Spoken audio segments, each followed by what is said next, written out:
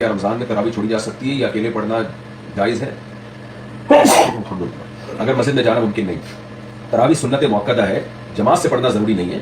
آپ اگر جماعت سے نہیں پڑھ سکتے تو گھر میں یا ہوٹل میں اکیلے پڑھ لیں، لیکن روزانہ چھوڑنا یہ بہرحال قابل ملامت ہے ہوگا انسان.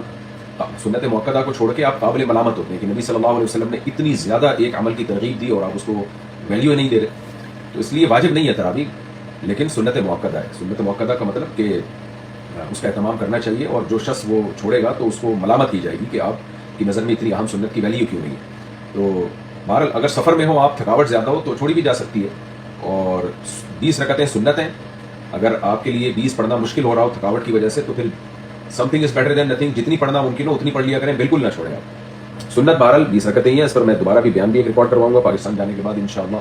اور ویسے بھی میرے بیانات پڑے ہوئے، لیکن میں ری ایکشن ویڈیوز اب ریکارڈ کروائوں گا اس پہ کہ جن لوگوں نے یہ دلائی دی نا کہ 8 رکعت تراویح سنت ہے، تو ان کی ویڈیو چلا کے میں انشاءاللہ جواب دوں گا کہ کہاں کہاں ان سے خطا ہوئی ہے اس مسئلے کو بیان کرنے میں.